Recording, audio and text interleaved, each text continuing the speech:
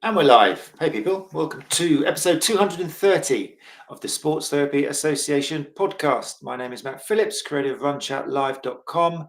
And as always, this episode is being recorded live at 8 p.m.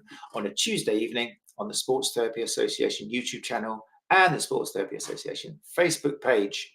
We have arrived at the final part of a fantastic month, a focus on women's health, 4 amazing episodes. And with us very shortly in this episode, entitled Developing Female Athletes, Women Are Not Small Men, will be special guest Dr Gemma Parry, Performance Specialist and Research Associate at the University of Bath. And I can say Bath because she said Bath, and my wife's from Wigan, so it's Bath. Also known as Bath to those of you south of Watford.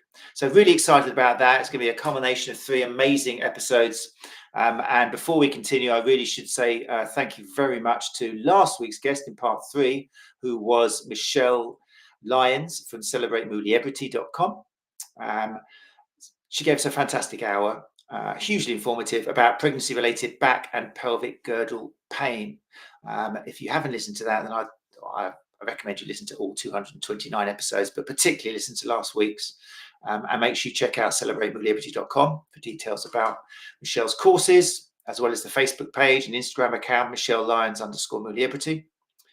If you're an STA member, bear in mind that Michelle offers generous discounts on all of her women's health courses. And she's such an enigmatic, beautiful person as well. I really recommend you check some of that out if you're interested in women's health. It covers everything that you could be interested about, so do. And if there's something particularly which she will refer you on gladly to another specialist, then she will do so. If you're interested in those codes, make sure, as always, you check out the STA members area for up and coming CPD details and codes. People are flocking in tonight into the live lounge. I must say, if you listen to the podcast, then what you can do is join us live, and then you can come and give comments and questions on the screen. For example, Cecily says, sorry to spoil the party, gents. Was something going on, Cecily, before I got here? What's all that about? Oh, I see. Gary and Sir Glenn Murphy were here first, through the door first of all. That's fine. Sarah Jones is here as well, says evening all. The wonderful Sarah Jones from the ST School.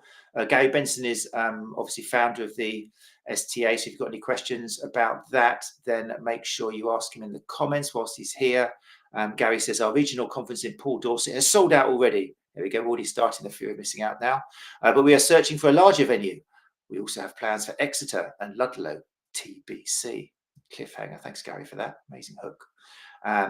Sarah Jones says, are you a posh Cornish local, Cicely? There will be little sidelines of communication going on. There's another reason to come and join us live if you want to on a Tuesday at 8 o'clock. Fantastic. Thanks for joining us live, people. Really appreciate it. As I also mentioned last week, if you are interested in women's health, then the wonderful WIST, Women in Sports Therapy team, are delivering a 4-part menopause CPD series. The first one, as I announced last week, is on Wednesday the 19th at 7 o'clock with the wonderful Sarah Packard, focusing on perimenopause and menopause, identifying how hormones change and symptoms that may present. A bit more FOMO for you because that part one's now totally full, I'm afraid, so you won't be able to get that. But all the more reason to make sure that you do follow UK_WIST on social media for details of any of the next 3 parts to avoid disappointment like the one I've just hit you with. And they're free to STA members, another huge bonus for being an STA member. If you're not an STA member for some strange reason, then you can pay £15 if you wish. But really, if you become an STA member, I'm pretty sure if I do my calculations right, it's going to be cheaper than paying full for. It will be. So there you go. I'm really looking forward to that. And well done, WIST team, for putting such great stuff together. Right, I have left Dr. Gemma Parry for long enough down in the depths of the lobby below. So sit back, people. As always, if you've joined us live, then do take this opportunity. It's a wonderful opportunity to ask our guest questions direct. And that's about it. So here we go. We'll start episode 230, Developing Female Athletes, Women Are Not Small Men, with special guest, performance specialist, Dr. Gemma Parry.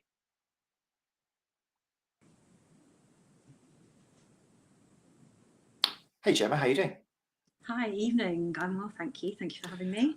My pleasure. I'm sorry that I left you down there for so long. Just had a little bit to get through, but it's all good. It's all very interesting stuff. And I'm doubly sorry to leave you down there because I have been hounding you via Facebook, via emails. You're a very busy person, it seems. So I double appreciate you giving up your time to be here tonight. No, it's great. And thanks for everyone to joining us. And it's really nice to speak to people about something I am hugely passionate about as well. So. Amazing. And your name, I mean, some people will recognise your name from Therapy Expo. You're one of the many people who were suggested as coming on the show. People really enjoyed, which we're going to talk about your presentation from last year a little bit later on. So it's great. It's all about collaboration, people saying what you like and who you want to see.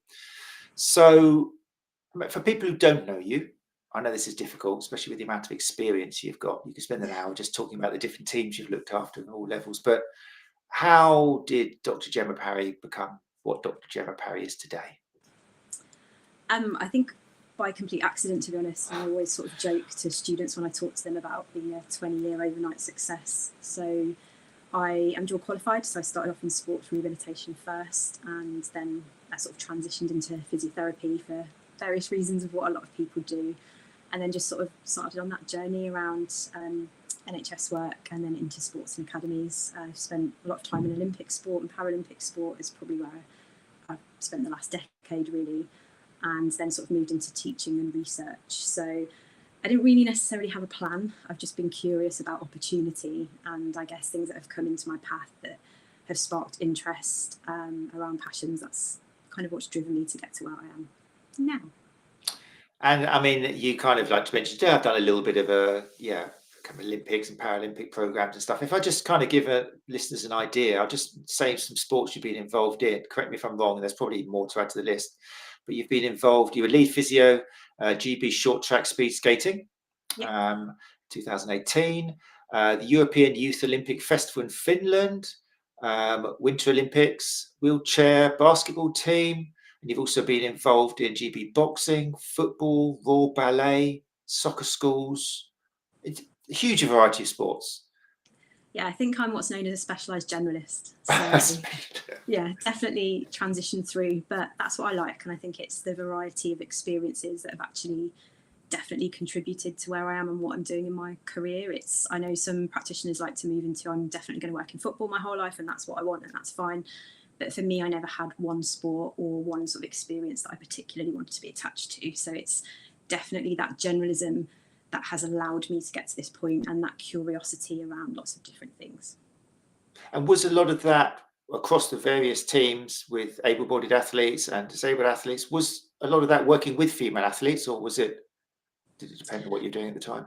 So interestingly, I've noticed probably a bit of a change in the last 10 years. And I think when I started out, the sort of opportunities that were available to me were predominantly in male-based sports.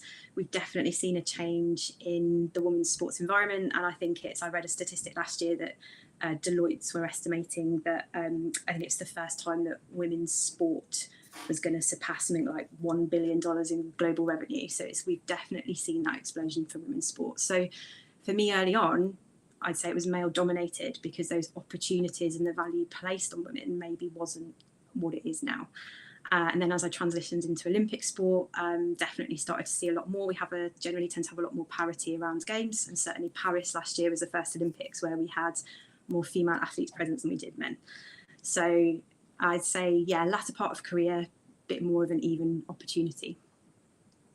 That's really interesting. So I suppose that experience in itself encouraged you to think, hold on, why have we got, a dominance of, why am I supporting so many male teams here? Oh, there's not many female teams. And then you managed to see that evolve. What about, has it also influenced you with regards to what we're talking about tonight, as in female athletes being treated kind of like small male athletes? Have you seen that happening amongst coaches and things like that?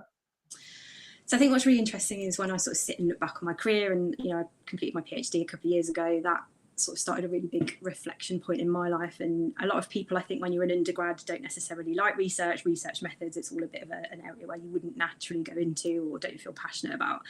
So I think my own journey with research, I was tasked with a project when I worked at GB Boxing. So one of my main roles there was to provide research information and opportunity. And that's when I really started to look about what literature says to what's relevant in practice. And I think we always sort of come around these discussions about being evidence-based practitioners, but also there's that practice-based evidence that I think has equal and important value, but maybe doesn't get the recognition that it deserves. And when I think about it and sit about it in that domain, that's when I started to become really interested in around, well, we look at musculoskeletal profiling and our monitoring in a certain way, but there is the critical mass of literature is actually done on Caucasian male. And then we sort of seem to want to take that and naturally just transfer it into women, and we're expecting sort of the same or similar outcomes, and it's actually really not. And what I'm sort of hoping the research is going to take the direction of now is starting to move towards, we see a lot of research comparing men against women and children against adults. And actually what's probably really interesting is starting to look at those questions from the view of, why don't we compare women that get injured with women that don't? So rather than comparing those apples and pears, actually, what are we looking within the populations that we're really interested in supporting? And that's definitely what I saw through the adolescent space and the adolescent sector as well, is everything that we learn in adults, we then just sort of try and distill that down into putting that into what we see in our young people. And again, thinking about the journey that you go through an adolescent growth spurt, there's lots of different things and changes that happen at that point that can really skew what it is that you're seeing as a practitioner. So then when you're trying to figure out what to do with that and how best to support the people you're working with, you're sometimes not inferring the things that you think that you are. Amazing. Can you give us, I mean, well, this is going to be a difficult question for you, but is there, no, maybe it's not, is there an example of something which has been taken from research done on males, which has caused like something ridiculous being, or an absence of information for female athletes? Can you think of any examples or areas where we've missed opportunities of helping developing athletes, female athletes? I think you could literally pick anything. Oh, really? Yeah. I think if you go into any special tests that you might want to do, so I don't know, upper limb special tests, knee special tests, ACL tests, MCL tests, the vast majority of those tests, like I said, have been done on white male subjects, but they've also kind of been designed and pioneered by a lot of white male orthopedic surgeons. So again, if we think about how well we can apply that ourselves as practitioners and also the populations we're working on, that's kind of the stuff that doesn't always translate well through into the research. Again, I think about central systems conditioning, VO2 max, all those sort of things that we're looking at in terms of how that might present in male physiology, we know is really different to female physiology.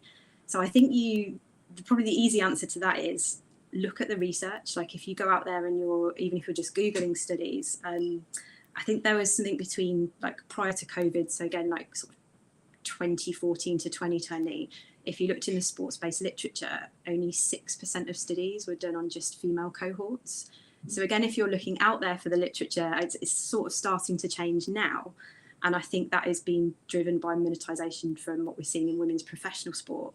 But similarly, a lot of research and innovation and design budgets, I think there's something like 4% of R&I budgets are only recognising women-based research. So we've still got loads of gaps that need to be covered. So yeah, I think you could just pick anything and find gaps very easily. That's interesting, very interesting. So like, for example, you said tests, you said some of the tests for ACL and that, what's an example? Is it because the norms which people give are based on, like you say, white Caucasian males, and we might get a different result? So can you think of a concrete example or something? Or again, I can't see anything that I've seen in the literature recently, but I think if I'm going to pick ACL, which is probably the hot button topic that everybody talks about, and then trying to track and monitor menstrual cycles. And we know that there's different changes in joint laxity at different parts of the month. We know that there's different changes in joint laxity for women if they are choosing to follow pregnancy or not. So again, if we're doing our special tests at those points, how might that interplay with what we're actually seeing? So what do we know that is normalised? What do we know that isn't normalised? And I think we probably don't know. I think people are striving to get there, but that is sort of definitely sort of lacking. And again, what I see a lot of is adolescent athletes that I work with and obviously have a very big interest in that space. If you don't understand as a practitioner, and not all of us do because it doesn't get covered at initial training, what is happening to your tissue property around how a bone is developing, how a tendon is developing, how a ligament is developing. The classic example is people diagnose a lot of hip flexor strains in younger children and children in the growth spurt, and they're actually apophyseal injuries. So again, it's that sort of understanding. That's probably the most concrete example I've got in adolescence, is if you don't understand how your system structures and your body structures are changing and kind of what that normative data is, and you just take an adult data set and apply that to your clinical reasoning, you're misdiagnosing something as a hip flexor strain when quite clearly it's something that's happening at the growth plate. Great, no, great examples.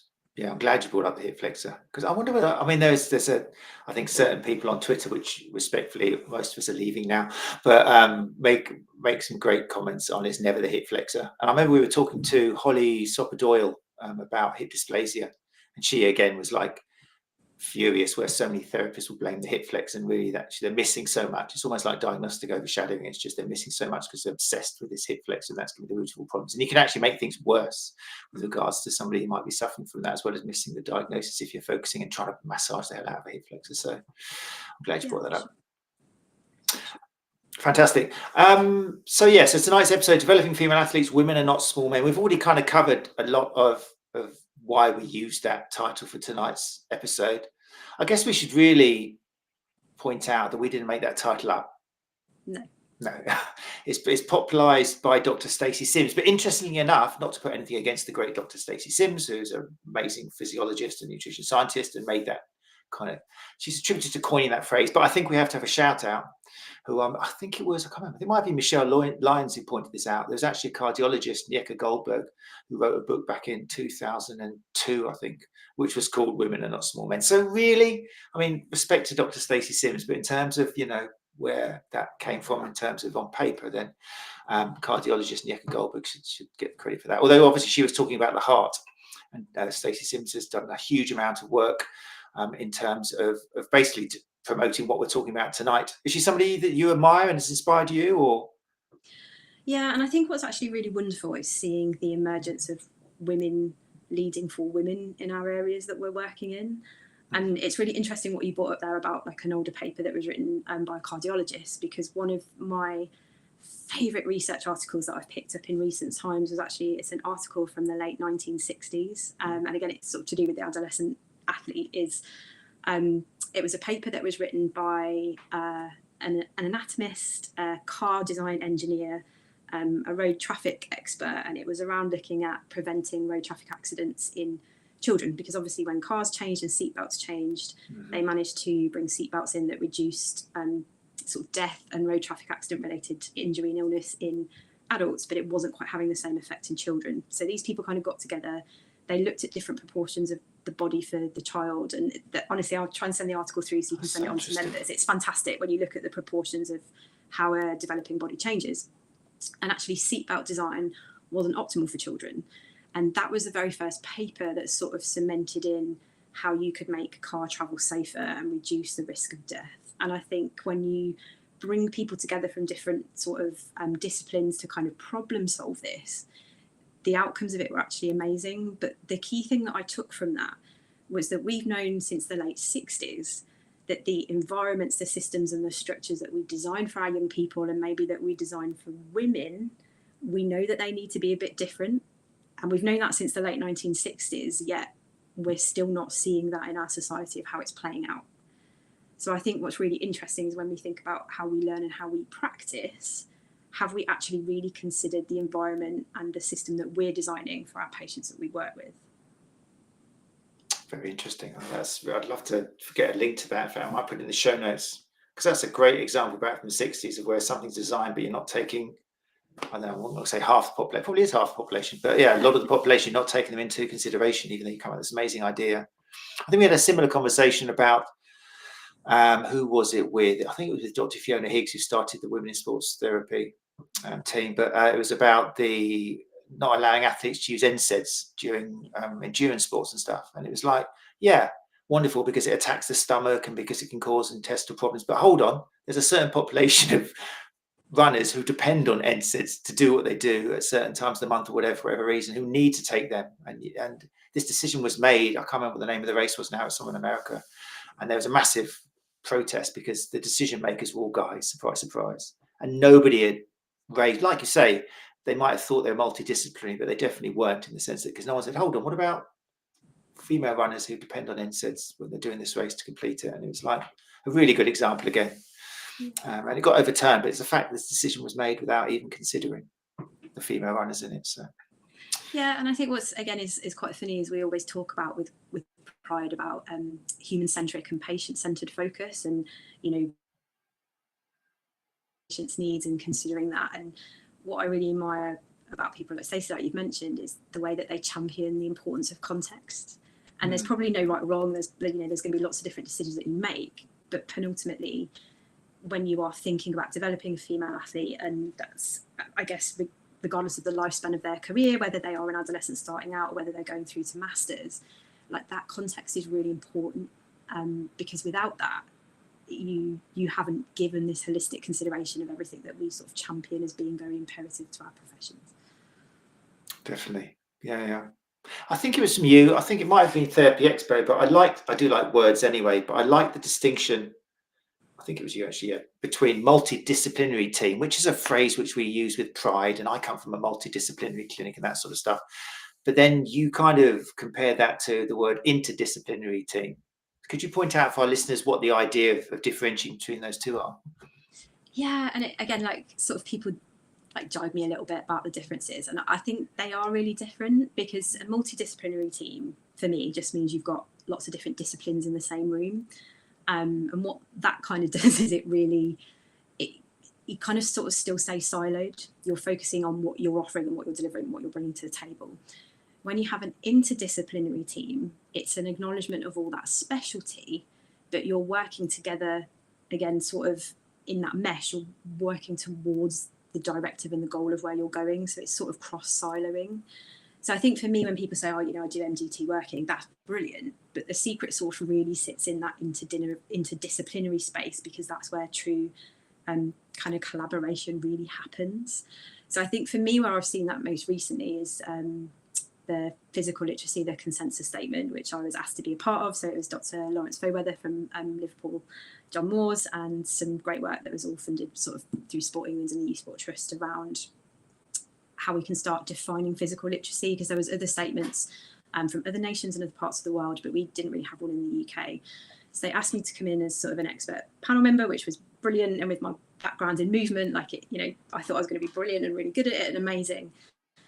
And until you go in and sit around a table with other people who are as equally as knowledgeable as you and equally as passionate about the subject matter that you are, but sit at it from a completely different frame that is sometimes opposing, for me, that was true interdisciplinary working, because they are going to defend their point and their opinion and their point of view just as much as you are. And for me, that was a real challenge in terms of how I evolved my sort of thinking and thoughts in that space. So if ever you get a chance to debate a topic with somebody who sits outside in a different sector with you, just absolutely do it, because I think it does really change what you understand when you're working with sort of special populations.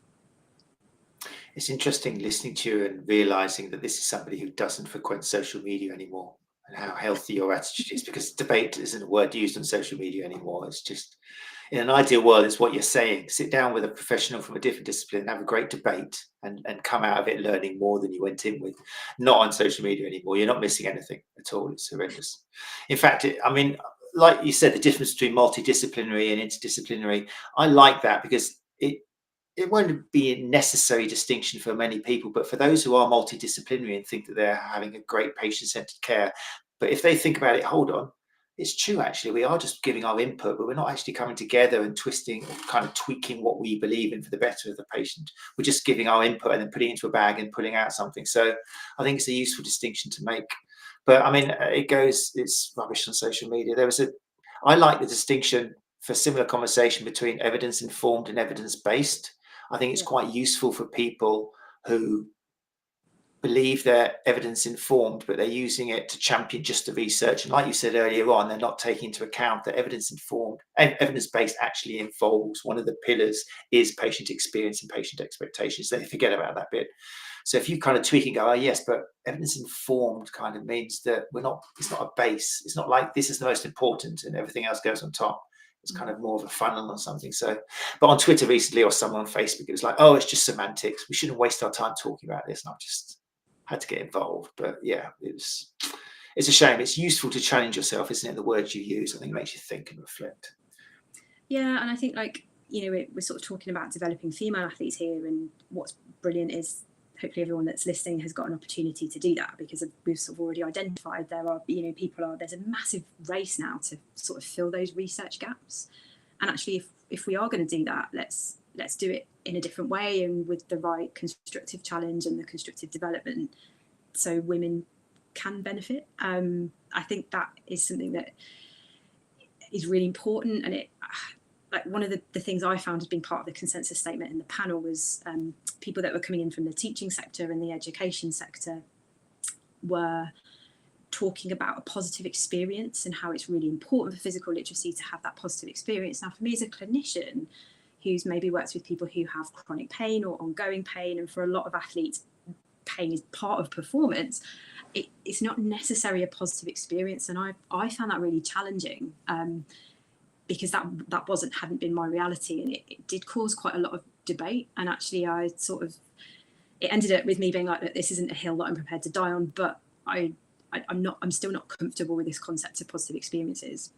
And as I've kind of delved into physical literacy and like working a lot more with young people and working a lot more with teachers, actually understanding that when your first touch point with movement, and that's whether you go on to be a really sporty kid, elite or not, or just interested in participation, actually it is a lot more important. So that for me was very much being pushed into an area that was very much outside of my comfort zone, because it's what I hadn't experienced with patients. And I think again that came from ID interdisciplinary challenge. I would never have had that in multidisciplinary challenge.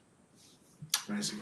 You've mentioned the word physical literacy, and for regular listeners on the show, and I'm sure people who joined us live, it's a term which people are aware of now, but for people who are listening to the podcast and maybe they haven't come across it or not quite sure what you're implying by it, what is physical literacy, particularly with regards to developing female athletes?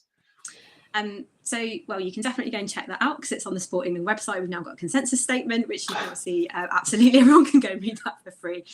But I think it's how we think, feel, move and connect with our physical literacy journey, and it's how we sort of change that throughout the life course. So my fascination with movement came from my original training as a dancer. So that's kind of what I did until my late teens, early 20s. I was never going to come into physio or anything like that. And I had to stop because I got an injury. But what really fascinates me about movement in dance is when you're taught to move, there's lots of different sort of solutions and options to get from point A to point B, or to do sort of things differently. And when you are dancing, you would describe movement with like a quality. So it might be effortless, it might be laborious, it might look pretty, it might be downright ugly. But we would never talk about movement as being good or bad or risky or harmful. And then I came into this space with what I do as a practitioner, and people would be teaching me and telling me like, no, you can't do that, it's a risky movement. I'm like, what? Like, why is it risky? Well, it's going to give you an ACL injury. Is it though? Is it? Okay.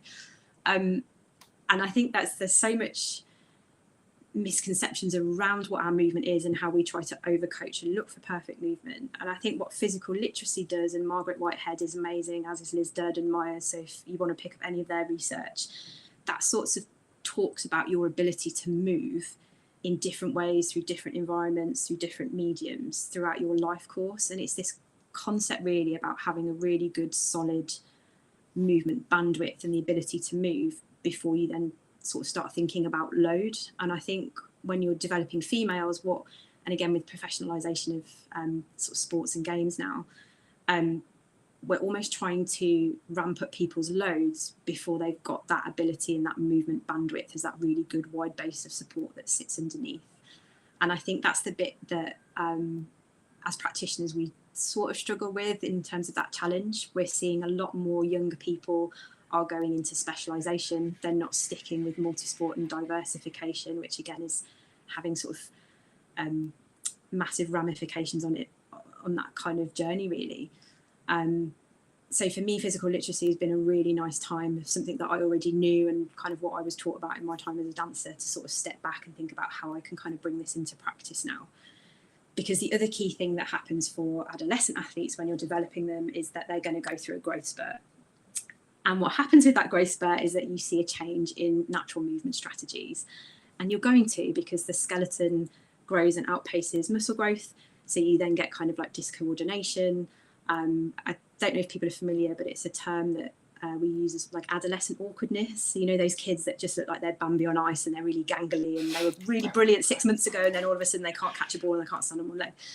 So what we tend to see is, well, not all kids, but, you know, you get this sort of temporary progression and regression in what you're seeing in motor skill and movement. And again, as a practitioner, if you're not expecting that, or the athlete themselves isn't expecting that, it can be a really uncertain and really disconcerting time. And that's when we start, to try and be really good and really diligent practitioners, and we start to try and overcorrect things like dynamic knee valgus. And actually, it's just a normal part of growth that you have to work with and really embrace. So again, if you're trying to take away somebody's natural movement strategy at that point in time, it might be well-meaning, but there might be a negative kind of sort of consequence that sits underneath that. And there is a bit of a train of thought. So like athletic skills model, which I'm like a really big fan of, is the more that you can develop somebody's physical literacy and their exposure to that before, hopefully as you go through these like really sort of fast changes and those quick changes through your growth spurt, you're hopefully going to be more resilient and get through to the other side relatively unscathed. But again, what I think is also really helpful with understanding physical literacy in adolescence, it's the life course piece and the lifespan piece.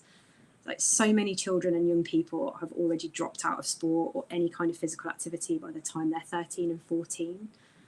And for me, like that's just, it's unbelievable. And like, what does that mean to people's long-term health? Never mind their sporting health or, that kind of performance element. It's what does it mean for future generations?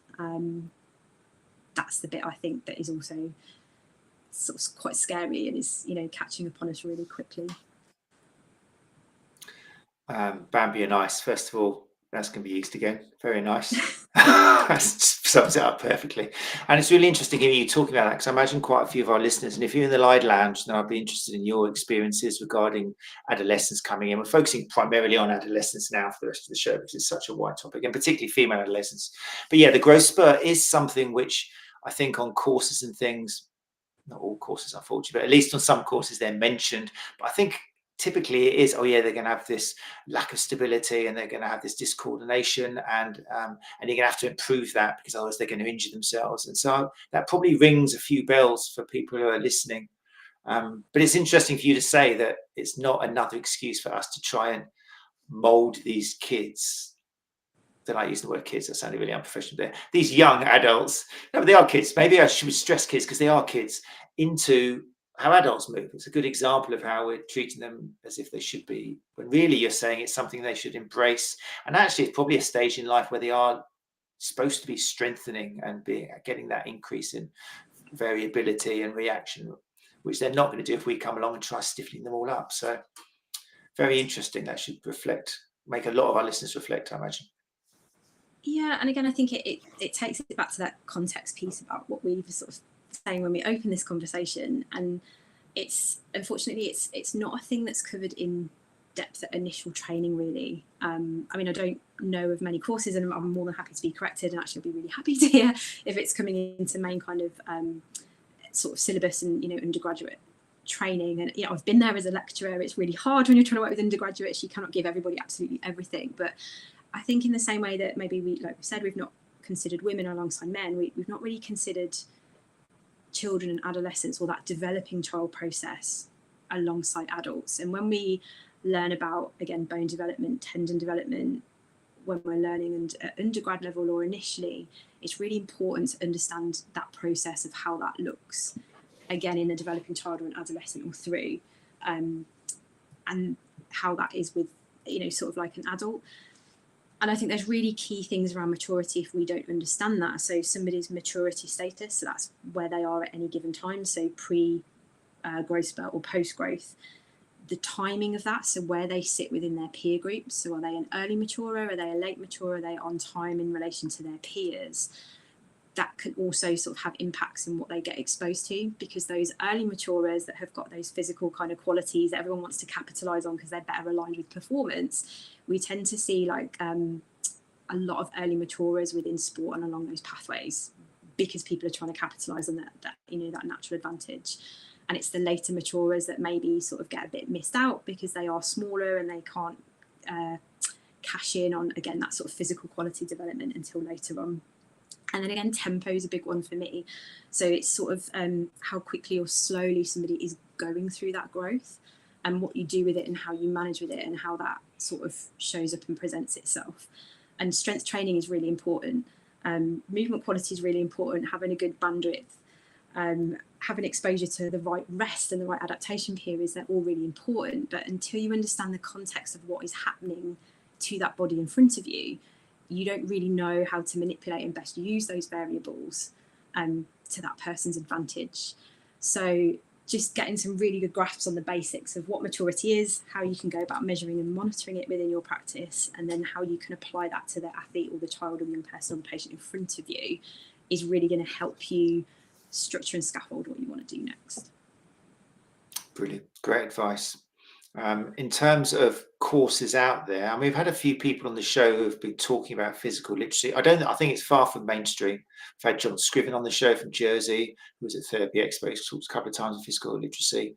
Tim Stevenson, shoulder dynamics, shoulders. You know Tim, do you? Yeah, big into physical literacy. And it's lovely to see the word used, but I do worry sometimes that once a word becomes popular, the powers that be suddenly chuck into all of their adverts, and everything now is t-shirt and video and that sort of stuff. But Angela Jackson, somebody's mentioned in here, Sarah Jones did Angela Jackson's I was just picking course. up on your chat. And biobanding. Yeah, Angela Jackson's amazing for that sort of thing, and definitely and it's really interesting. So someone's just put in there, sorry, in gymnastics they drop skills during graduate. So I've just done like a really big piece of work for, again, PE teachers in schools. Again, somebody outside of your sector, go and speak to teachers. They literally teach movement to kids all day long. Learn some brilliant stuff from teachers. What's really interesting is we do see that natural skill drop off in a lot of adolescents as they go through the growth spurt, and that's partly for some of the reasons that I spoke about, is the skeletal growth is outstripping muscular growth, but also the central nervous system is changing. So it's like a real big time of where you get a lot of myelin production, so sort of the differences between your growth skills and your fine skills. But you can get up to, I think it's like a 25% change per week in terms of neurons. That's how fast they're changing.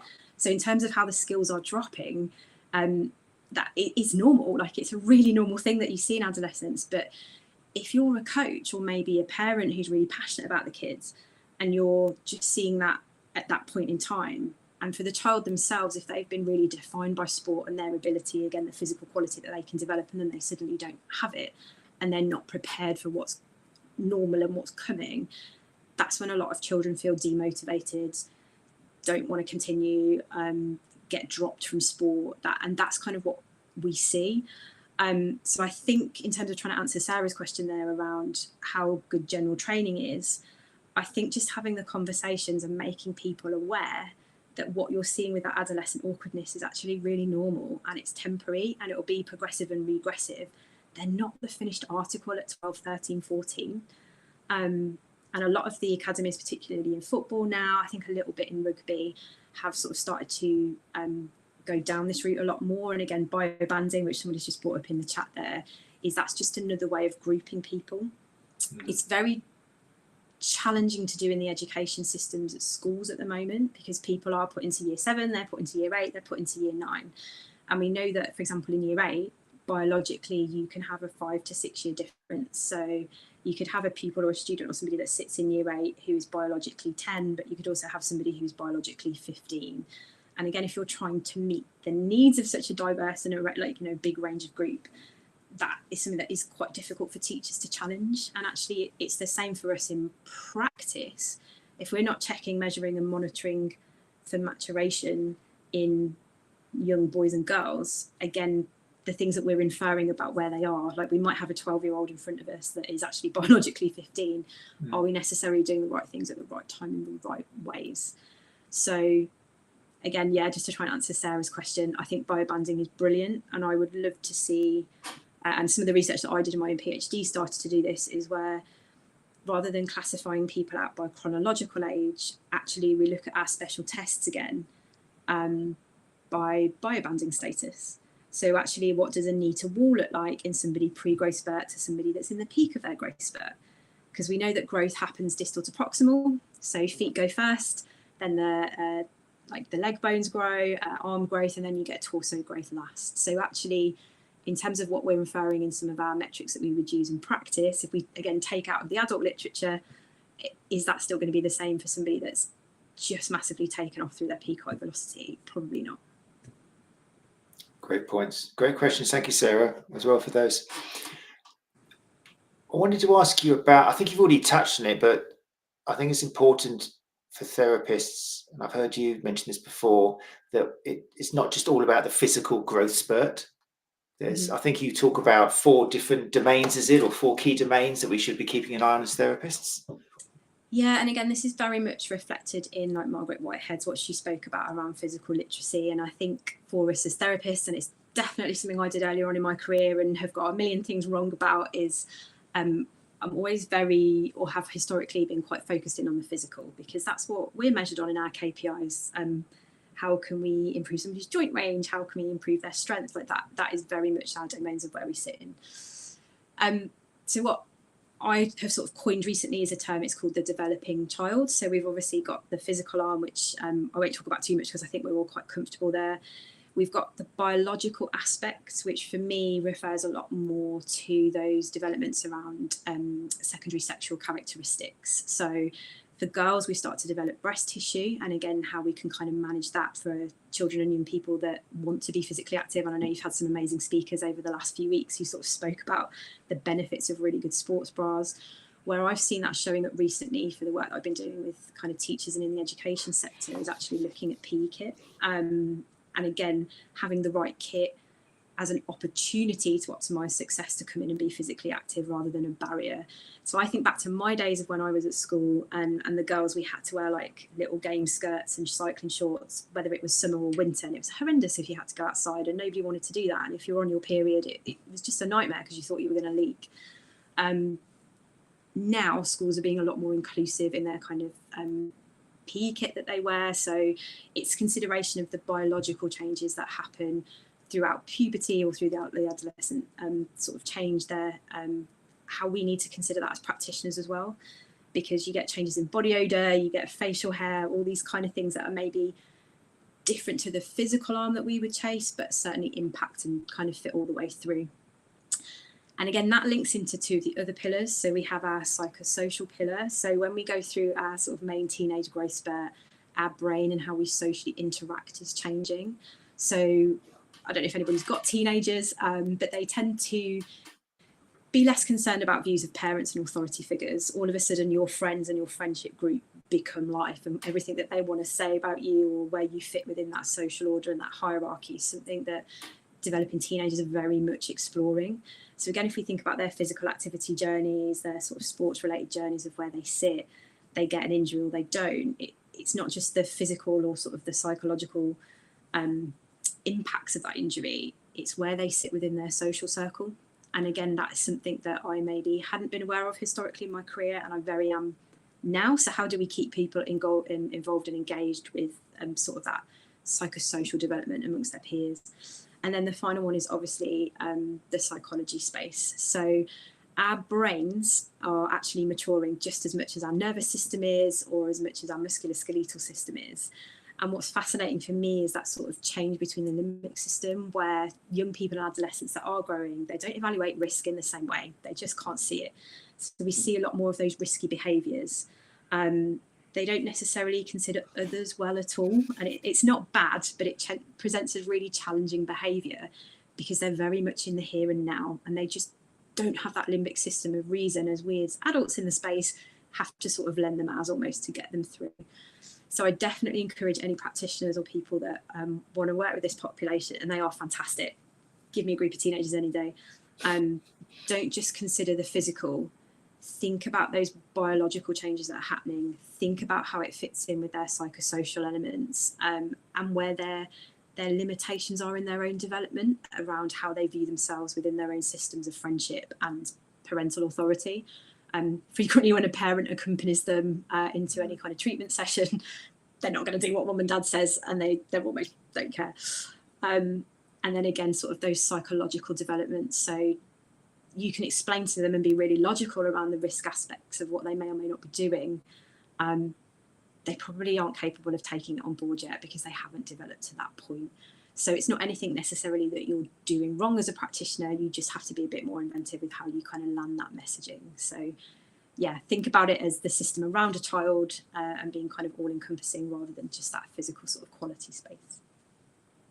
And that's all going to take skills, isn't it? I mean, stage 1 is recognizing it But stage 2 is being able to do something about it. And what you just said there, I was thinking, you're not only going to need to consider how you're going to communicate with the young athlete, but also with the parents, which can be very challenging, can't it? Because so often, I think anybody who's looked after patients who are kind of like under 16, the biggest challenge often is, and maybe when you're looking for what's the most contributing factor to this particular injury, often there's an over enthusiastic mum or dad or person who cares for that person behind there. And it's, if you're going to help their recovery, that's going to be one of the lowest hanging fruit, isn't it? So a lot of skills. Yeah, and I think what's really interesting, and it might have changed since I qualified, and youth sport, I suppose it's a little bit with how female sports changed actually. Female sport, when you used to work through it, maybe a decade ago, was very much, it was a transition or a stepping stone to get into like the top male sports or the top male teams. And I think when a lot of people qualify and first start out, inevitably with how our systems work, you start in an academy setting or you start with the youngest and you kind of go through that progressive journey up and through for your career. But it's probably actually a time where as a practitioner, you're at your most vulnerable because you are getting that own pattern recognition of your skills. You're trying to learn your own sort of footing within the profession and where you're going, but you're actually working with the most changeable and the most complex sort of population group. So I think without, again, that context, that support, understanding and education for yourself as a practitioner, it can feel like a really vulnerable space. And again, I think we're going to start seeing that play out in the next sort of 5 years, especially around our young developing female athletes, is the level of support that the support staff around them receive to allow them to deliver the best kind of care, really. I'm really interested to see how the industry in this sector tackles that. Yeah, I think, do you look ahead with a certain amount of positivity? You've mentioned quite a few times how things have improved, be it stopping young girls wearing white throughout their PE career, just things which sound so logical, and why the hell did it get put there in the first place? But are you quite positive? Are things happening in a good way? I think things are improving. I think the key really is, again, not necessarily replicating everything that's gone before, and actually stopping and pausing and going, right, what are the exacting needs of what teenagers and developing children need, but what are those differences like for boys and girls? And it isn't necessarily just the physical qualities. Like I said, it's access to sort of training environments. And again, it's understanding the movement skills bit. And yes, movement skills, movement patterns are trainable during this time, but they're also really highly changeable. And I think what's really interesting is we now live in an era where we're so data rich and we're getting so much information all the time. Like you can literally track anything from an iPhone or an iPad. But is that information actually murking the waters? If we almost got too much noise now? And I think football is a classic one for this, is it's got so much data, but actually what is the quality behind the numbers? And again, we see this a lot with force-related data, as you can have as much information as you want. What is that actually telling you, and what's the story, and what is the content of what makes up those numbers? So I think for me, it's positive, it is changing, but I think we need to be a little bit carefully cautious with just exactly what it is that we're interpreting. And again, because there is now such a race to fill all these research gaps, I think it's going to be interesting to see what kind of comes out and sort of what doesn't, I suppose, more than anything.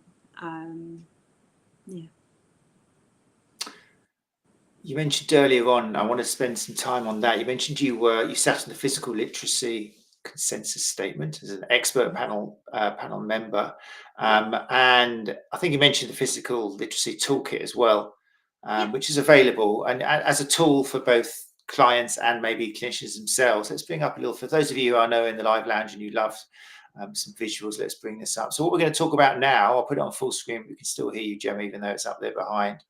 I know that's a massive big picture of you. We don't want that, do we? Not now. Take that out. Take that out. What we're trying to get is that there, shown stream. There we go. Yeah, so what we're talking about here is something you can download if you go along to the website. What website is it they need to go to see this physical literacy toolkit? This is something that's been piloted and sort of pushed through the Youth Sport Trust. So this is a free resource.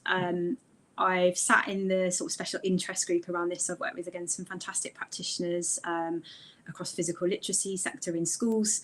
So these are people that work, there's the Chance to Shine programme, which is through cricket. There's people from swimming and judo who sit a bit more at that sort of grassroots community development level. So this has been designed with sort of schools and education and that sort of sector and workforce in mind. So if you're looking at it as a healthcare professional and going, oh, that feels a little bit out of my comfort zone, like, carry on. It has been designed for that space, but it definitely has portability into ours. So what the Physical Literacy Toolkit does, I don't know if you can scroll down from there from the view that you can see. I can show, I've taken some screenshots, but yeah, it's a PDF or PowerPoint you can download. PDF version, there's PowerPoint versions, again, it's all free for you to download. And this is something I spoke about at Therapy Expo a little bit. And one of the tasks there is to actually plot your own journey with physical literacy.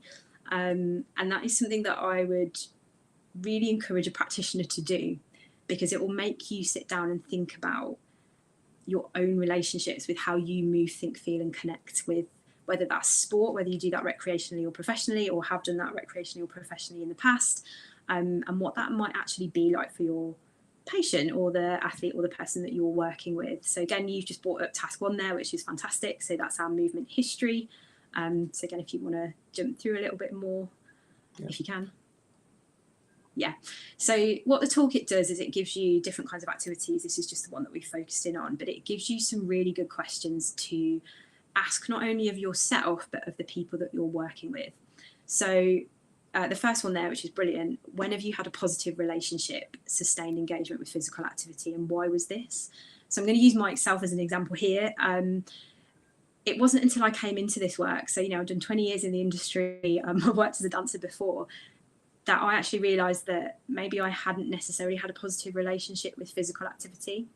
So for me, being physically active as a child was doing a little bit of PE at school, kind of hated it. It was always the smallest, generally a bit rubbish, very, very good dancer. But I'd thought about dance was more for me as where I was going to be and in terms of a career. So I wouldn't necessarily say I had that physically active lifestyle. I then got injured. And as I kind of went through my 20s and 30s and retrained, what I did in terms of keeping my own self fit and active, I'm now looking at a point in life where I've got to start considering perimenopause and menopause. It's taken me till I've got into my 30s to go, I talk about this to a lot of people, but actually what am I doing within myself? So it's only been recently that I've taken up things like proper strength training in the gym, yoga, swimming. And actually now I understand that about myself and my journey a bit more. It definitely changes how I interact with my patients. So I would definitely encourage all practitioners, start with yourself first and see where you're going with that. And the Physical Literacy Toolkit can be a way of doing it. And there's some nice little graphs and stuff, again, that you can, it's all free to download, that you can kind of plot and explore and look at that journey. I've used this and the model, again, it's sort of set a little bit in education. I've used it with patients. And one of the key things that how it's changed my thinking, and I think I said this at Therapy Expo, is I've sort of stopped asking the people that I work with, what's the matter with you, to what matters to you. Very good. And that little subtle change, again, about embracing, it's the context piece, it's me trying to walk the talk that I've just waxed lyrical about for the last hour. The think, feel, move and connect part of physical literacy really just helps me understand and progress through rehab a little bit more with what I'm aiming for, and understanding what's gone before that person has arrived at that point with you. That's brilliant. Yeah, in fact, that was the quote which a few people came to me on the day of, like, oh wow, I had to write this down on a napkin or something as well. And I know some of the people who've joined us the live lounge still mention that, instead of saying what's the matter with you is what matters to you, is such a great change of it's literally coaching, isn't it, as opposed to fixing. It's so good. It's really one of those gems. Really cool. Yeah, so that is a free resource. As we've mentioned, we'll put the link in the show notes, but if you're listening to the podcast and you want to go there now, then just head to www.youthsporttrust.org. And then you probably search on the page or just find the link in the show notes, but it'll take you through to the physical literacy toolkit. And it's either a PowerPoint or a PDF. And it is so cool just for self-reflection, like Gemma said. And then once you understand it and what it's getting at, and you have those little coins drop in your mind, and you can understand how the patient's going to react to it and the benefits which you can get through having those discussions and reflection, and just as a therapist, you listening. The whole thing we talk about for so many episodes of sitting back, putting your hand over your mouth just to make sure you don't say anything to try and fix them. Just let them basically tell you what matters to them and how you can facilitate and help them. It's beautiful, really good, great free resource, which is probably underutilized, I'm sure. Well, yes and no. So I think we're definitely underusing it within health. We can definitely make more use of it. And I think what's really lovely there is you'll also see on the page is there's some like little thumbnails of videos where people, again, from like judo, Chance to Shine, they talk about how they're implementing that within the grassroots space and NGBs national governing bodies within sports. And I think something else that I've seen, and again, when we think about how we want to develop our female athletes, again, at whatever point throughout the lifespan, there's almost a lot of free flow of the literature of what we do in sport needs to come over to you. And actually, like I said, I've learned a lot more from those guys. I've probably learned more from them and maybe what I've given them. So I think it's about taking stuff from outside of our sector, seeing what they do really well in these environments around this, and they're throwing the gauntlet to us to almost pick it up and see about how we best implement this into health, and again, the people that we work with. So yeah, really looking forward to seeing how this plays out, particularly for us in the next few years. Amazing, great stuff. Well, look, it's 8:58 and we've gone awfully quiet in the live lounge tonight, jotting things down probably on notepads and flicking through, but I think there's some great takeaways in this episode. I love what you said about the developing child and adolescent space, and the fact how we're probably all guilty of focusing too much on like you say, Bambi on ice, and we're just trying to fix and correct and thinking this is the root of all of their problems, when really we should be looking at the context and the ecosystem they live in and see, hold on, maybe this doesn't need correcting. They're not small people, particularly, I guess. I mean, it's what you mentioned about the physical, biological, psychosocial, and psychological is going to affect boys and girls. Am I being short-sighted or sexist in thinking that particularly girls with the heightened biological changes and the ecosystem they're going to be in? I mean, boys have issues as well. Obviously, I don't want to downplay how adolescent boys have loads of problems going in their head, but for girls, double trouble, is it? Because they've got to put up with the boys as well? I don't know. Or is that just me being a boy? So what's really interesting there, and I'm going to sort of push in and challenge that a little bit. And good, I'm pleased. I'm saying it and regretting it. And this is what's really good is actually like straight away. I think already conversations are evolving, and it's a myth that I commonly hear a lot. That the girls are more mature than the boys. And I think you're already questioning, like, is it okay for me to say that? Like, is that a thing? And I think that's brilliant. And what we know for girls is they generally tend to start their growth spurts earlier than boys. So because, again, we're all generally functioning in society by chronological age, and that's how we're grouped, some of those changes become really pronounced. And I think what we do see in girls is because they sometimes start this earlier, is we see that physical and biological maturation, but we haven't necessarily caught up with the psychological and the psychosocial maturation. That is still very much ongoing. Like I said, people are not finished articles, and you get regressions and progressions. So it doesn't all just go in a linear line. You get bits that are progressing, then bits that don't, and then other bits are coming in and coming out. So these experiences are different for girls and boys. Again, have we considered the context and the environments that we are building and providing for young people? What we tend to see with maturity timing is for boys that are early maturers, because they get the height, they get the physical qualities that people want that makes them successful and faster and sort of all that kind of stuff for sport. Being an early maturer as a boy can be really, really very positive. Being a late maturer for a boy can be less so and tends to have a few more negative connotations.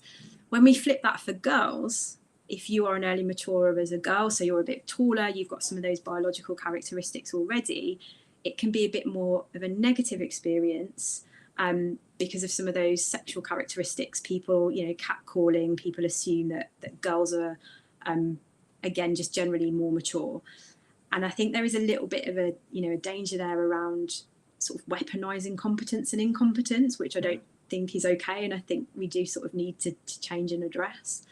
But we're not there yet in terms of critical mass of the literature of fully understanding what an adolescent process is and the growth spurt. And again, in terms of looking at those differences between girls and boys, we're starting to make ground and changes, and we know that there's differences in terms of, you know, body composition at what happens at key times. But I think we need more to know more, and again, how we cultivate that environment for our young people. Definitely very wise. I was just implying when it comes to exercise and continuing, because I've seen with running, for example, I see the dropout, and it's so sad, and athletics of girls once they start going through the developing child, and with regards just to exercise and confidence and continuing what the skills they've got, and they'll perform better. You know, I used to teach like martial arts to kids, and the girls would be doing all their cards and everything, while the guys were still trying to work out what left and right was, and dribbling on the floor. And I'm going, come on, kids, boys, please, you know, let's just bond together, try and work this out, because the girls are just amazing because they develop just mentally a little bit earlier on. But there's that whole stage when they're 12, 13, and then you see the dropout, the numbers go down. It seems such a change, such a shame. Whereas the guys, if anything, are getting stronger. Not all of them, and I feel for the kids who aren't developing, the boys who aren't developing as quickly. But I don't know, maybe it's just my empathy, because I just see it, and it just seems such a shame. And often that could be the end of sport for those females, and they could have done so much with themselves, health-wise and confidence-wise, and being role models for others. So I'm just aware of that. That's why I thought maybe the effect on exercise can be more devastating for 13-year-olds. Yeah, and I think again, we don't definitely know yet, but like one of the things that I talk about, and again when I talk to teachers and coaches about this, when you go through adolescence and you go through that growth spurt, and you're sort of getting that bone mineralization, and you're getting lengthening and thickening and all that kind of stuff, you are actually creating the bone and skeletal structure that you take forward into your adult life. And once you've come through that peak growth spurt, in terms of how you can maximize that, there's very little room for maneuver. You can absolutely maintain it by continuing strength training, and we know, for as your previous guests have spoken about over the last few weeks, perimenopause, menopause is a really key time for women in terms of maintaining that investment. But if the initial investment didn't happen in your teenage years, where does that leave you? And I think this is one of the key things that people don't realise. So it's all very well and good hitting perimenopause and menopause and looking at maintaining that, but what was the original investment you made? And I liken it to like a savings account. So parents take out savings accounts when kids are little, and birthday money goes in there, or Christmas money goes in there. And for savings accounts that hit really good times of really high interest, so like what we've maybe recently seen, 6 or 7%, you can capitalize on those gains really quickly. So by the time you hit 21, 24, 30, and you want to take that money out, you've got a bit more to spend. In terms of investing in your bone health, your tendon health, and your ligament health, that key time of investment is these adolescent years. So we're almost robbing our children and young people of those good investment opportunities now, to then continue to maintain them through that sort of menopause period and later time, and aging, and I include men in that as well. It's not just women. So I think there probably are going to be greater disadvantages for our sort of 10 to 18-year-olds today, because they are going to become our adults of tomorrow, and we don't necessarily know what that's going to look like yet. But if we look at our 30 and 40-year-old adults of today, we know that story is not great. So yeah, definitely something in the pipeline that's going to come up on us very fast. Amazing. Such great food for thought. Thank you so much, Dr. Gemma Parry. It's been amazing chatting with you. And I think, like I said at the beginning, I think it's really brought everything we've talked about in the last 3 episodes around, and has made people reflect and think about it. Even though we're talking predominantly about adolescence and the developing child, and that, it still links in so nicely to everything else we've talked about. So thank you for your time. Really appreciate it. Thank you very much for having me. Thank you everyone who joined us as well live. Really appreciate that. Everyone listening to the podcast.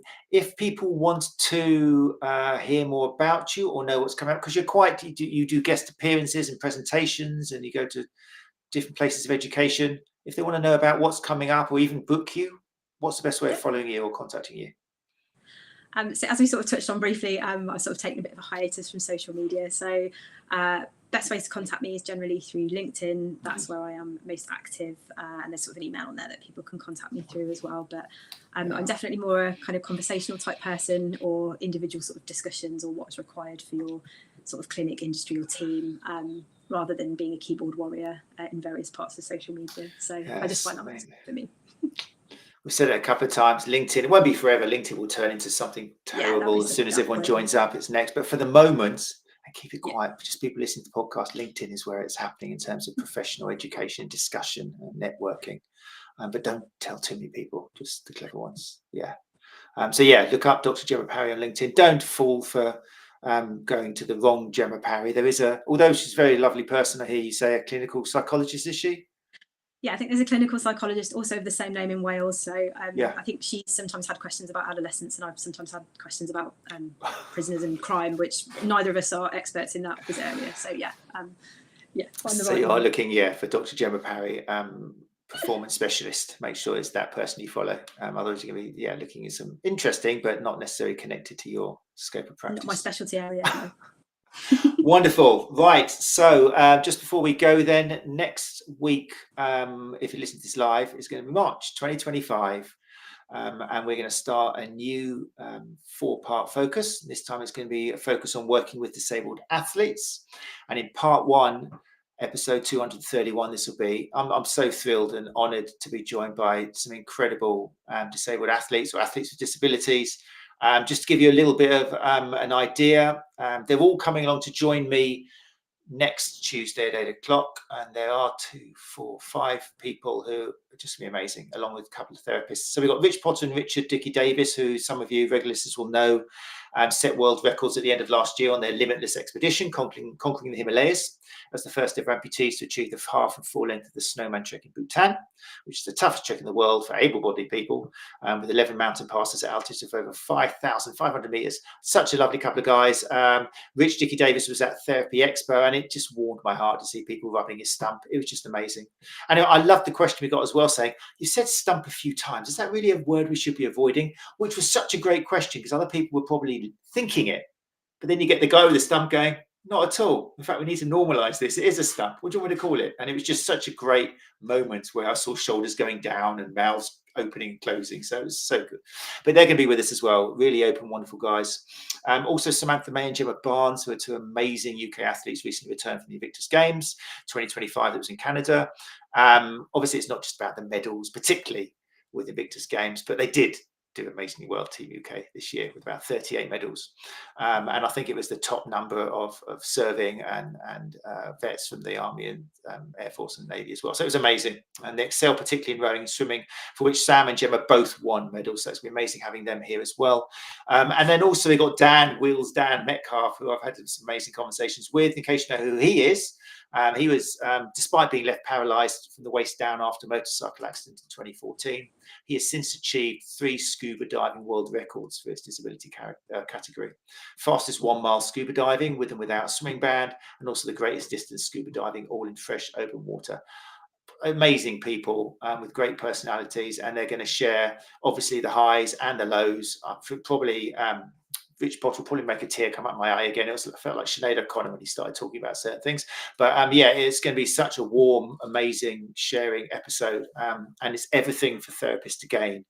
If you understand what it's like to work with people who are disabled and how it can improve you as a therapist and your awareness of working with the individual, then there's going to be such a carry on through. It's going to be amazing. So if you can join us for that. We're also going to be with us are Carla Bickerstaff, sports therapist from the STA, and also massage therapist Jenny Lane, both of whom have got loads of experience working with athletes with disabilities at the Invictus Games. Jenny recently returned. She was the Invictus Game UK team soft tissue therapist. So it's going to be amazing. I really hope some of you listen to the podcast, 2,000 people who are just shadows, just numbers on Podbean I see every week. It'd be lovely if you can actually make the time and join us for that. So we can greet these people and ask them some amazing questions and learn from them. So that'll be 8 o'clock, as always, on either YouTube or Sports Therapy Association Facebook page, whichever you prefer. Right. Sorry about leaving you there, just sitting there thinking, does he still need me here? Sorry, Dr. Gemma Parry. But there's a nice segue as well, because we said before, you've gained so much, haven't you, by working with Paralympians, and there is such a carryover, isn't there, for when you work with able-bodied athletes as well? Yeah, so I've worked with a couple of para sports and again supported wheelchair basketball into Commonwealth Games. So I think it's when you do work within the para space, it's very much N=1. So in terms of meeting the needs of an athlete with an impairment on top, it's definitely a fantastic population to work with. So I'm sure it'll be very insightful for your listeners over the next few weeks. Yeah, no, I'm really, really looking forward to it. So there we go, people. Amazing month coming up. Thank you once again. Just to finish off, Dr. Gemma Parry, really appreciate you giving me your time. Yeah, people, make sure you follow Dr. Gemma Parry and connect on LinkedIn for up and coming presentations and courses and things like that. So that's it. Thanks everybody for joining us. Take care of each other, and hopefully we will see some of you for the next episode. Bye-bye.